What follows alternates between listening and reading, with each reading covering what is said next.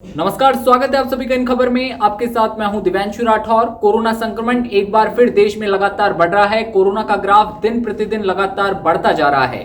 महाराष्ट्र में कोरोना के पिछले 24 घंटों में 2354 नए केस आए हैं। कोरोना संक्रमण का ग्राफ एक बार फिर तेजी से बढ़ रहा है। और वहीं महाराष्ट्र में अगर मौत के आंकड़े की अगर हम बात करें तो मौत का आंकड़ा जो है दिन प्रतिदिन बढ़ रहा है। महाराष्ट्र में बीते 24 घंटों में कोरोना संक्रमित 2 मरीजों की मौत हुई है। महाराष्ट्र में कोरोना के आंकड़े दिन ब दिन लगातार इस तरह से बढ़ रहे हैं, धीमी गति से बढ़ रहे हैं। लेकिन हमें सेकेंड वेव में जिस तरह की त्रासदी और दर्दनाक तस्वीर बनी थी उसे कभी भी भूलना नहीं है, क्योंकि उस समय भी कोरोना के आंकड़े बहुत धीमी गति से आगे बढ़ रहे थे। लेकिन एक दौर ऐसा आया था जब कोरोना के आंकड़े और कोरोना का ग्राफ बहुत हाई लेवल तक देश में पहुंच चुका था। और उसके बाद जो तस्वीर बनी थी दर्दनाक, वो अब हम सभी के सामने थी।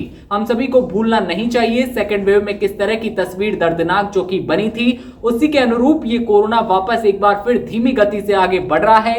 2354 नए केस महाराष्ट्र में आए हैं। और अगर बीते रविवार की अगर हम बात करें तो रविवार को कोरोना के 24 घंटों में 4004 नए केस सामने आए थे। वहीं 6 लोगों की उस समय मौत हुई थी। कोरोना के आंकड़े एक बार फिर लगातार बढ़ रहे हैं। 24 घंटों में अब 2354 नए केस आए हैं। दिन ब दिन लगातार कोरोना के केस जो हैं एक बार फिर देश में बढ़ रहे हैं। हम सभी को सावधान रहने की बहुत ही ज्यादा जरूरत है, एहतियात बरतने की आवश्यकता है, क्योंकि वर्तमान की मांग है ये। अगर एक बार फिर इसी तरह कोरोना बढ़ता रहा तो फिर हम एक बार फिर लॉकडाउन में और घरों में एक बार फिर कैद हो सकते हैं। हम सभी को याद रखना चाहिए और ध्यान रखना चाहिए कि 2 गज की दूरी, मास्क है जरूरी।